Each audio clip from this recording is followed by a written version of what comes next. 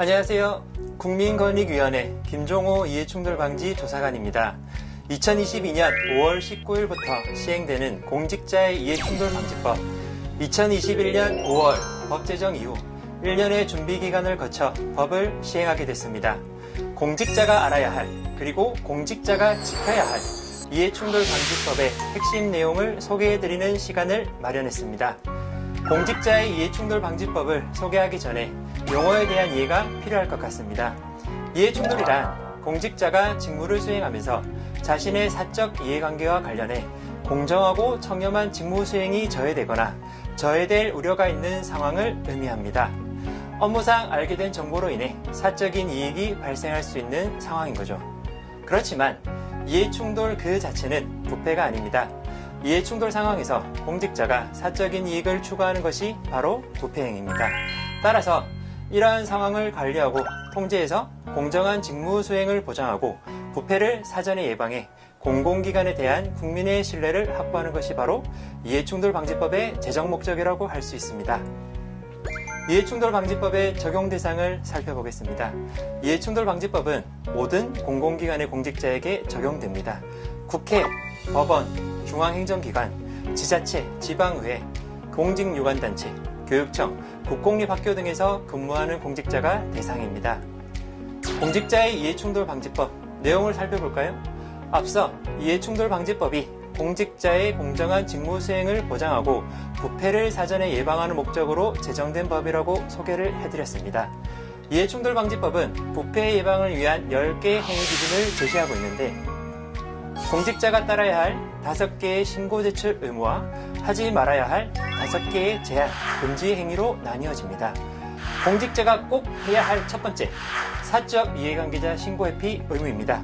사적 이해관계자 신고 회피를 해야 하는 대상은 인허가나 행정지도 단속, 보조금 등의 지급, 계약, 수사, 재판 채용, 승진, 평가, 포상 등 법에서 정한 16가지 직무 유형의 직무를 담당하는 공직자입니다. 16가지 업무를 담당하는 공직자는 상대할 직무 관련자가 사적 이해관계자임을 아는 경우 안날로부터 14일 이내에 소속 기관장에게 그 사실을 서면으로 신고하고 회피를 신청해야 합니다. 공직자가 꼭 해야 할 두 번째, 공공기관 직무 관련 부동산 보유 매수 신고 의무입니다. 이해충돌방지법 제정의 중요한 계기가 된 사건이 바로 직무상 비밀 등을 이용한 공직자들의 부동산 투기 의혹이었는데요. 부동산을 직접 취급하는 공공기관의 공직자는 본인이나 배우자 또는 생계를 같이 하는 본인과 배우자의 직계 좀비 속이 기관의 업무와 관련된 부동산을 보유하고 있거나 매수하는 경우 이를 알게 된 날로부터 14일 이내에 이를 기관장에게 신고해야 합니다. 예를 들면 소속된 기관이 부동산 취급을 주 업무로 하지는 않지만 도시 재개발이나 산업단지 조성 등의 부동산 개발 업무를 담당한다면 그 기관 소속 공직자는 자신 또는 가족이 관련 부동산을 가지고 있거나 매수할 때 반드시 신고해야 합니다. 공직자가 꼭 해야 할 세 번째, 고위공직자의 민간 부문 업무활동 내역 제출입니다.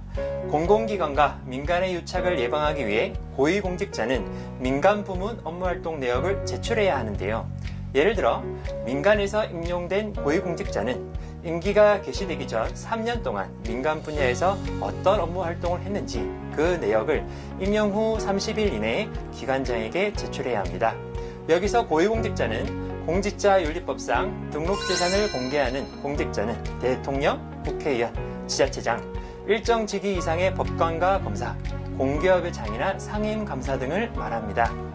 공직자가 꼭 해야 할 네 번째, 직무 관련자와의 거래신고입니다. 공직자는 본인과 배우자뿐만 아니라 부모와 자녀, 그리고 생계를 같이 하는 장인, 장모, 시부모 등이 직무 관련자와 금전이나 부동산 등을 사적으로 거래한 경우 이를 전날로부터 14일 이내에 기관장에게 신고해야 합니다.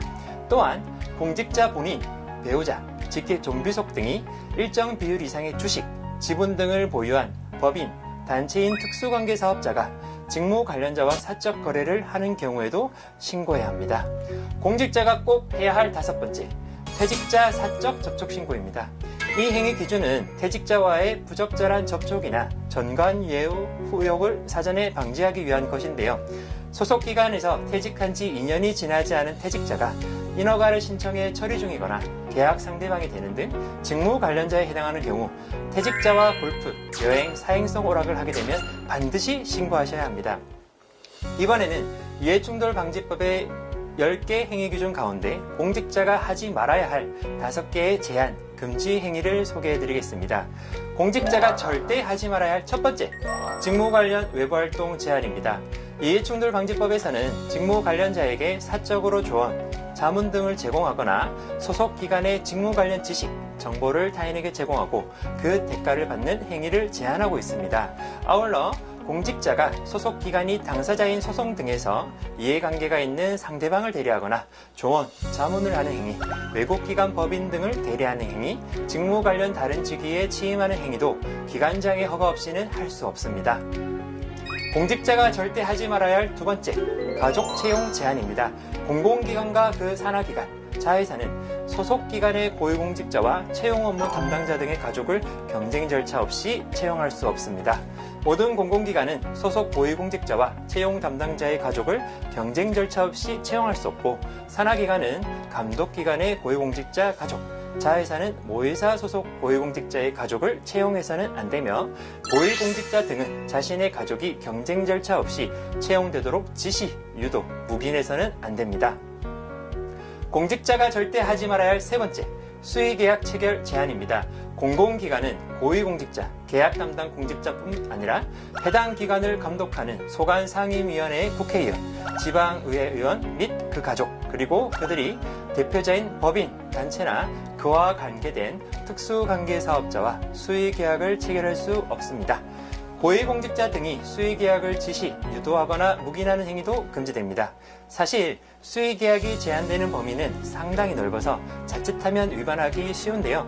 고위공직자나 계약 업무 담당 공직자 등은 수의계약 체결 시 계약 상대방이 제한 대상자인지 여부를 꼭 확인하셔야겠습니다. 공직자가 절대 하지 말아야 할 네 번째, 공공기관 물품 등의 사적 사용 수익 금지입니다. 이제는 많이 사라졌겠지만 공직자들이 관용 차량이나 공용 물품을 사적으로 사용하거나 공용시설 등을 이용해 수익을 얻는 경우가 있었습니다.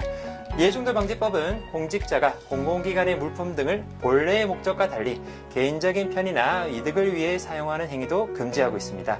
업무를 해 제공되는 볼펜 한 자루, 종이 한 장도 국민을 위해 사용해야 하는 거 아시죠? 공직자가 절대 하지 말아야 할 다섯 번째, 직무상 비밀 등 이용 금지입니다. 공직자는 재직 중은 물론 퇴직 후 3년까지 직무 수행 중 알게 된 비밀이나 미공개 정보를 이용해 재물 또는 재산상의 이득을 취득하거나 제3자에게 이익을 취득하게 해서는 안 됩니다. 여기서 미공개 정보란 재물이나 재산상 이익을 취득할 것인지를 판단하는데 중대한 영향을 미칠 수 있는 정보로서 불특정 다수, 즉 국민들에게 공개되기 이전의 정보를 의미합니다. 지금까지 공직자의 이해충돌방지법의 주요 내용을 간략히 소개해드렸습니다.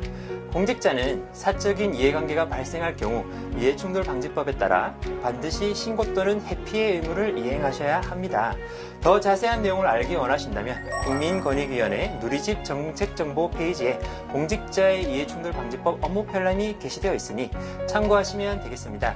지금까지 국민권익위원회 김종호 이해충돌방지 조사관이었습니다. 감사합니다.